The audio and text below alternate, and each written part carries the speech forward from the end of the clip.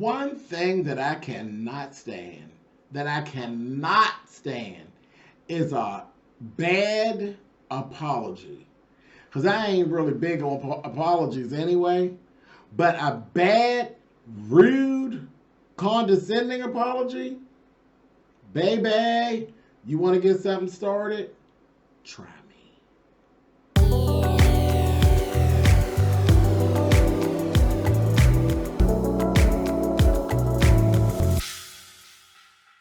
Hey guys, thanks so much for clicking on the video. This is my review for Real Housewives of Salt Lake City. This is season 1, episode 2. Yes, we are here and we are trying to rock with this show. But baby, they got some real live characters on here. I mean, some of what goes on is just too much. These people, do they see themselves? Okay, I'd like to be a fly on the wall of their brains while they're literally watching themselves in the playback. Some of this stuff, I was just like, oh my. Oh my. Are you serious right now? Whatever. Anyway, so look, let me see. Where do I start?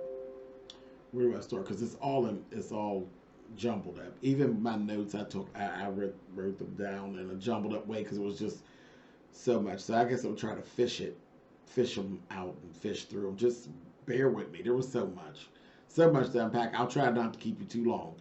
Okay, so listen. Let's start at the party, where they were at the party. Okay, so at that party, you know, Jen has gone back there. She's snapping out. She's back in the little room. She's going through. She's pissed. And she's back there and she's talking to Heather. And she's going off about what the stuff that Mary said about smelling like hospital and all that mess. And it just went on so long, child. But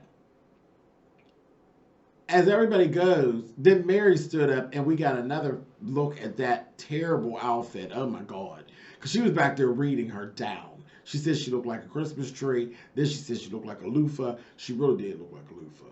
But those white I said, girl, where are you going? She had on black shoes, white stockings, white tights.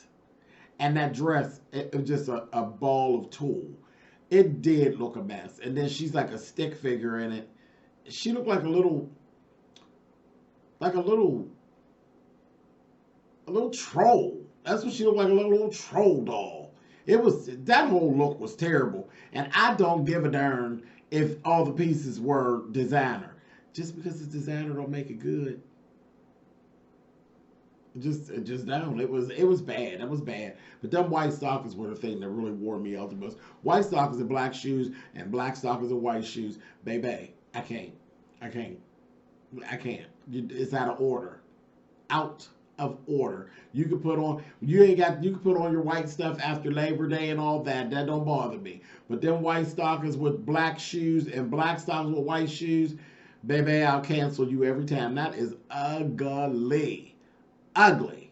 But anyway, she ended up hearing them discussing her. She's standing outside the door. And then she just goes, listen, let me tell you something. Mary is a B-I-T-C-H. Like, you literally have to spell it out. Her whole personality, it's kind of funny because she really is. She don't give a damn. She is a B-I-T-C-H, honey. She rolled right on in there like, yeah, you hoes is in there talking about me, honey. And then she's like, a pastor. I said, girl, kind of pastor. But she came in there. And they're like, you want to talk to her, girl? You know, they stood in their shit like, yeah, bitch, we're in there talking about you. Girl, and they said, you want to tell her what you want to tell her? Girl, she here now, tell her. So, child, so Jen started trying to plead her case about what she said and how wrong it was. And honey, Mary gave her, well, girl, let me tell you why I said it. She ain't go into, well, I didn't mean it like that. This is why I said it. And she repeated, girl, I don't care what you're saying. I don't like that smell. It takes me back to a bad time. And it just, I mean, the insensitivity was at the same height that it was when they had the initial conversation. She didn't give a damn about the fact that what she said was ridiculous. it was what it was. And she was very much, I said what I said. Now what? Shit. And then it just, Jen was still trying to, like, she went from being so hyped up to get ready to give, like, she's ready to start crying or something. Child, the next thing I know, she's starting to get mad. Mary saw it wasn't going nowhere. Then the other girls start kind of chiming in, like, well, Mary, now, come on. That really was rude. It's that thing and the other. She's like, okay, cool, no problem. She literally just took it. Because it was literally, it was bull. She took it and shut it all the way down. I said, they don't realize she just played them, huh? She shut the whole argument down and was like, girl, wait a minute. Stop it. Stop it. Stop it. Do you really believe that I would do something to hurt you? I said, no, she did. Jedi mind trick, honey. She said, girl, you got this sharp dress on. Ain't no way I'm going to try to hurt you with that sharp dress. Girl, come here. Give me a hug. I said, bitch. A B-I-T-C-H, honey. And she went over there and hugged her. Girl, I'd have hugged her all right. If I'm arguing with you and then you sit up and turn things around to make me look like I'm crazy, and meanwhile you are wrong, completely wrong, girl, I'll hug you all right, but I will hug you with a brick in both hands, honey. Get, honey. I said, oh, she turned that whole thing. Jedi mind trick, honey. She said, give me a hug. Come here, girl.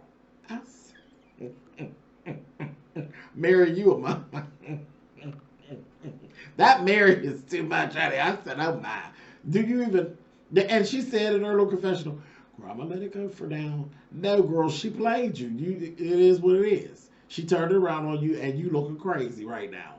I said, I would have doubled right on down on her. No, you're not going to give me too much, honey. So now dig this. Now, while all that then went on, Whitney and Lisa then had a run-in. Here it is. Lisa has the business where she sells the tequila.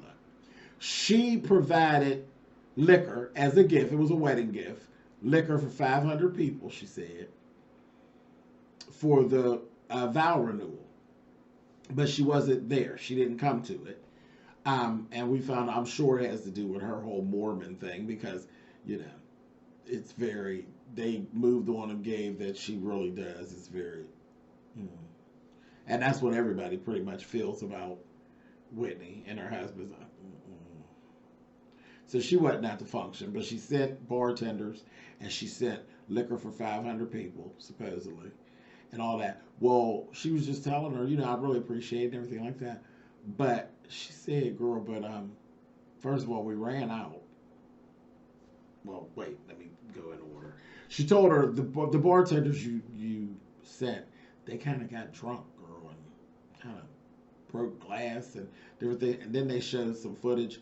No, girl, those bartenders, she really did deliver the news with a softening blow, and she was telling her. She wasn't telling anybody else. She was telling her, honey, that Lisa is a nasty bitch.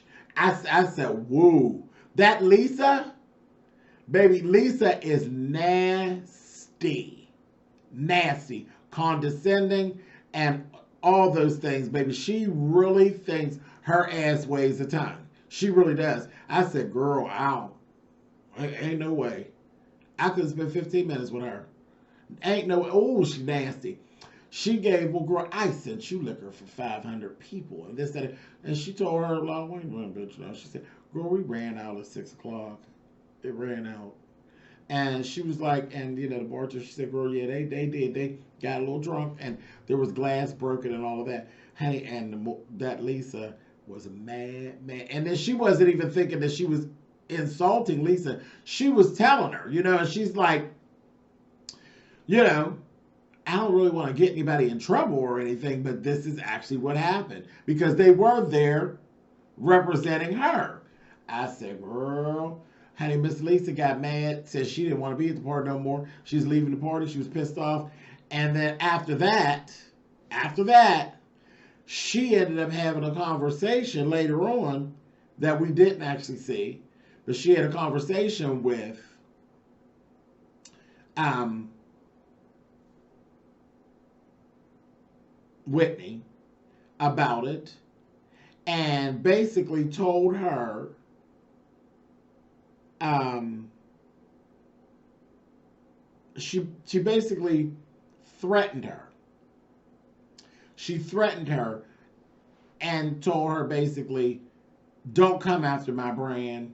Don't be in the street telling them stories about what went down. You need to be thankful for what I did for you. And don't be in the street telling those stories about what happened, or I will come out publicly with these rumors about you.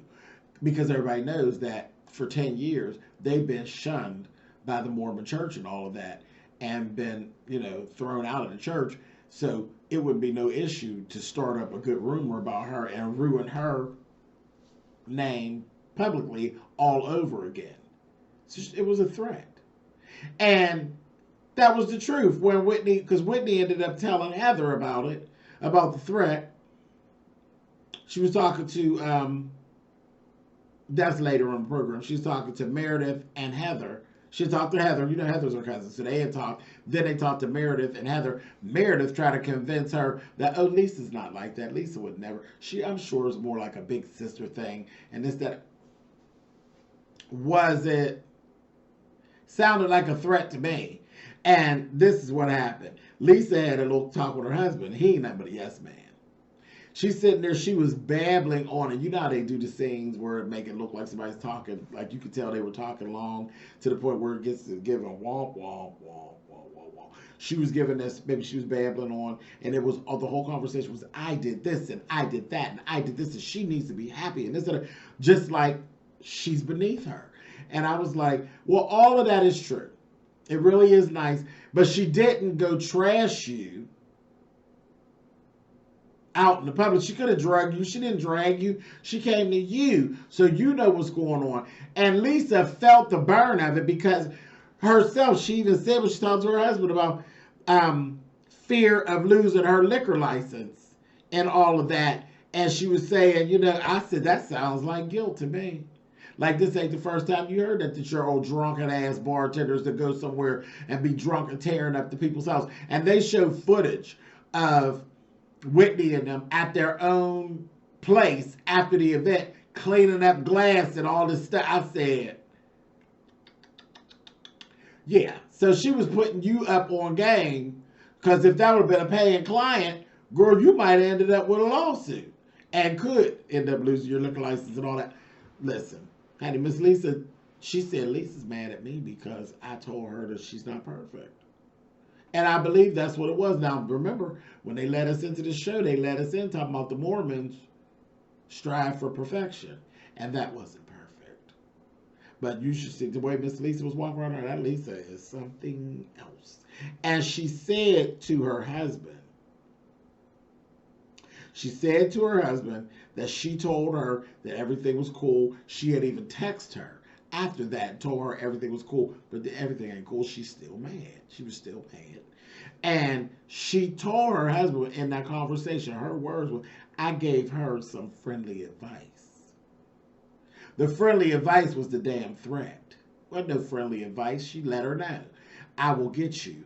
And when we ended up seeing later on where Heather was speaking with Whitney, she was afraid of what she's talking about. She's like, girl, there's like an underlying thing. She was saying that in Utah, it's a big thing with swingers in the community. And of course, it's looked down upon. And that's what she was threatening her with, spreading rumors that she heard maybe they may be swingers. And she said that they're not swingers. But again, who wouldn't believe it? Because remember how they got together. They were both in adulterous situations, and they came together and got married and got extricated from the church. So you put out a rumor about swinging, it will definitely stick. And then whenever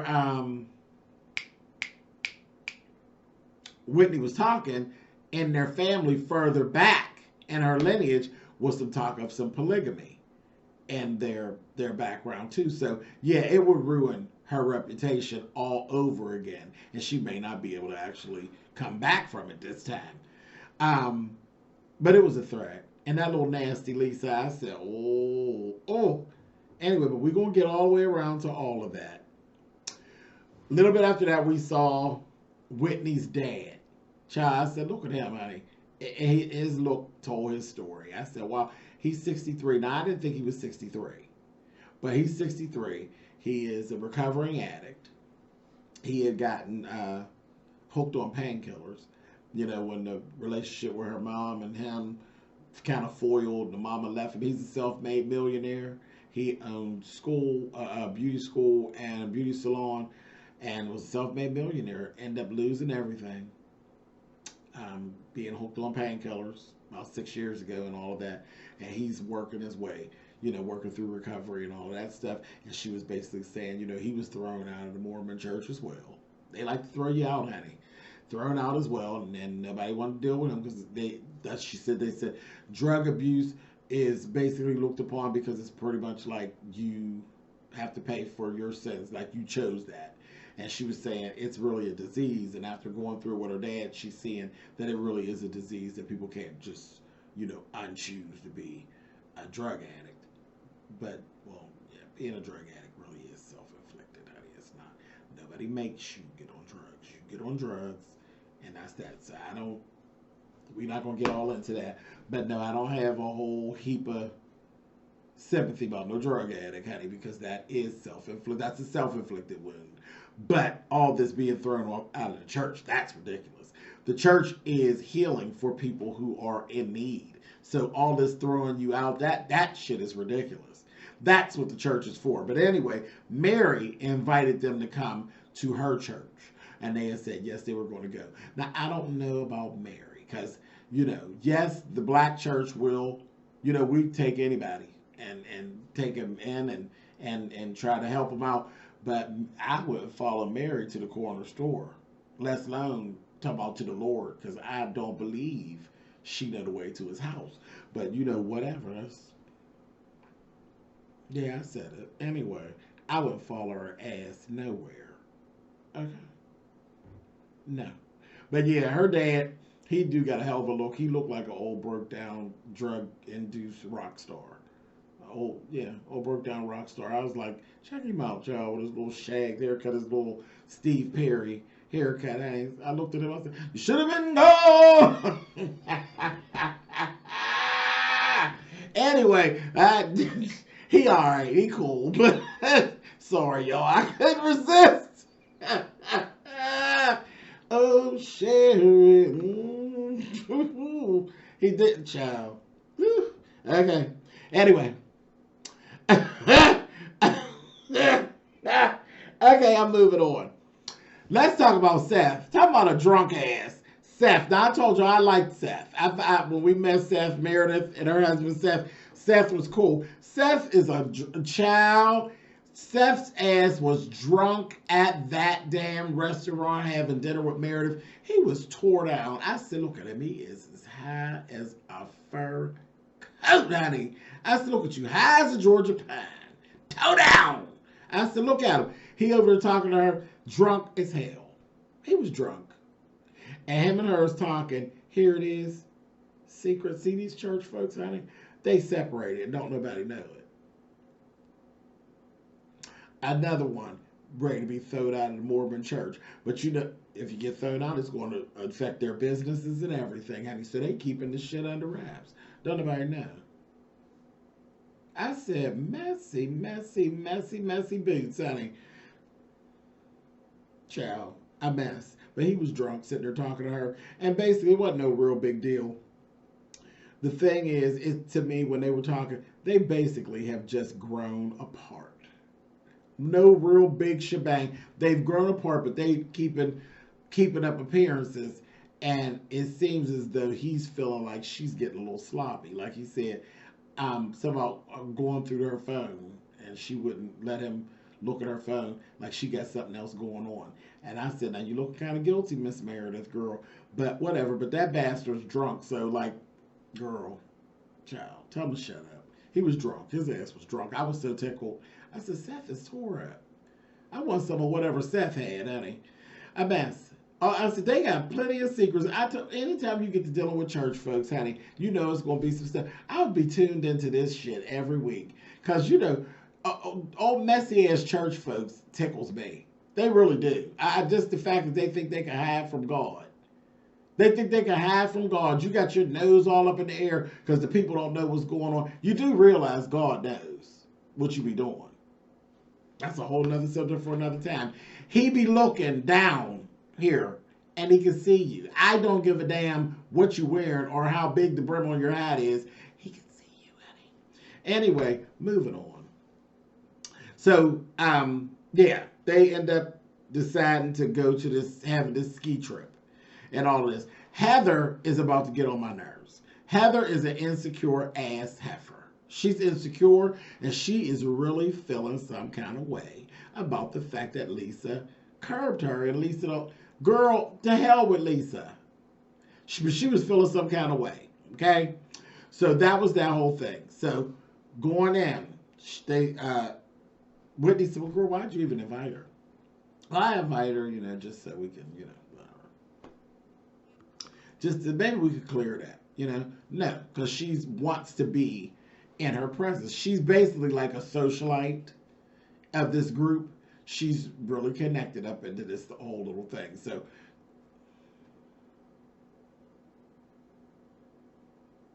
it's weird. And then she's not like, isn't she Jewish? I think in the beginning, wasn't she? She's the one that's Jewish and actually turned Mormon. So the Mormon church don't really accept her like that. That's why she got that whole thing. Like she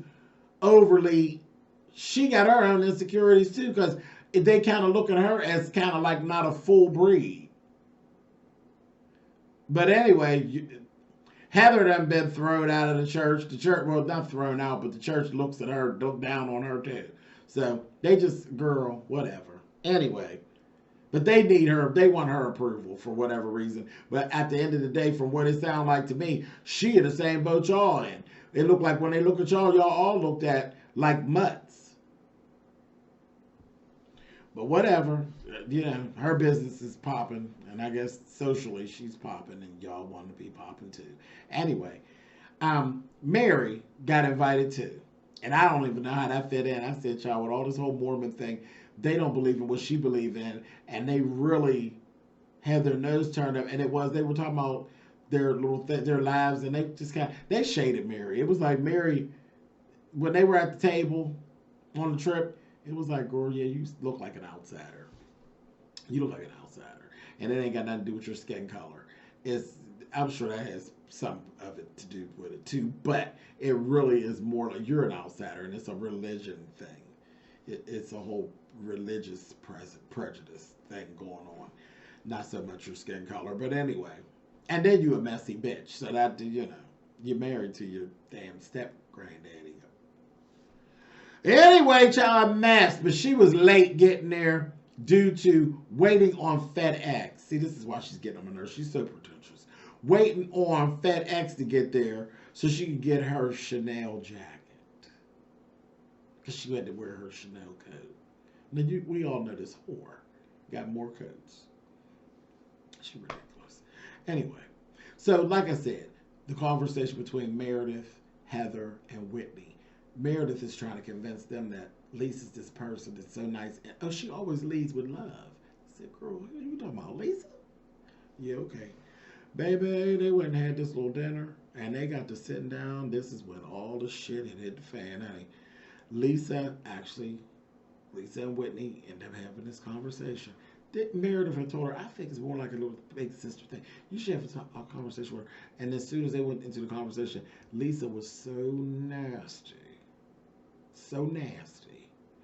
I mean, nasty, and it was given very much of, girl, what is your problem? What's your problem with me? And that's how her too was. And Meredith you could see Meredith cringing like, oh shit. Then Meredith said her confessional saying, well, when I said talk to her, I didn't mean talk to her at a table full of people because that never goes well. Meredith, girl, just admit it. Your friend's a bitch. She's a bitch. She's nasty. Girl, she was nasty. nasty. And she was letting Whitney have it. She told her, she says, girl, I never threatened you. I never threatened you. If you felt threatened, it's because you feel threatened. It don't have nothing to do with me. I didn't threaten you. I said, who says that? If you felt threatened by what I said, it's because you feel threatened, and I didn't threaten you. Huh? Come again? I said, girl, she's crazy. She's crazy. And then she told her, she said, I feel like when I talk to you, you're basically, you're a little condescending, and I feel judged by you. And she gonna say, I don't judge you, girl. I don't even care enough about you to judge you. I said, girl, that's enough. Right there, I just couldn't even no more. And Meredith, I said, Meredith needs to shut her mouth because you sound crazy right now telling these people that she lead with love, and this whore is over here talking smack. I mean, she was talking that hot shit to them. Then Whitney jumps in, not Whitney, Heather jumps in, and Heather's talking about the whole thing of how you basically claim you didn't know me, and how could you do that? How could you say you don't know me? Like, that's a lie. And then she said, and then you sat and told Jen that what you remember about me is me flashing my boobs, and I never did that. You lied on me. She said, I would have been thrown out from school for doing that. I didn't do that. Honey, she was not apologetic at all. Well, that's what seems like. That's what I remember. And I don't judge you. I don't care nothing about you all. And this, that, and the other. It was the nastiest crap I ever heard. And then when she told, and I said it's 2 against 1. Y'all are cousins, and y'all are letting this skinny whore wear y'all out like this. I mean, she was wearing them out, and they wouldn't even get nasty with her. They just were like, well, girl, I don't understand. Like, it, and she was like, what? It just, that's how she was talking to them. I said, are you serious? She talked to them like they wasn't shit. And then she told them, then she ended the conversation. Well, listen, if you feel like I did that, whatever it was, then I apologize. I sincerely apologize. And that's it. I'm done, and I ain't talking about it no more. I said, what kind of apology is that? It is done. I said, and they both sitting up there looking simple. I said, girl, you know what? You know what? When I got done, I said, James, pull back. I ain't even gonna sit there and be mad with Miss Lisa for the way she treated them. Because if you and your cousin allow one whore to do you like that and shut y'all down like that, you whores deserve to be shut down. And I'm leaving that right there. She talked to them like they wasn't shit. And obviously, y'all aren't. Because y'all accepted it.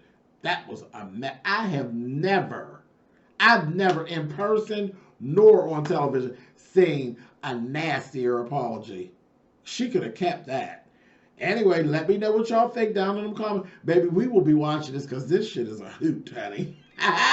A mess. That Lisa, ooh, she's nasty. Nasty. It wasn't even nice nasty. You nasty, honey. I told Miss Lisa. I'll talk to y'all next week.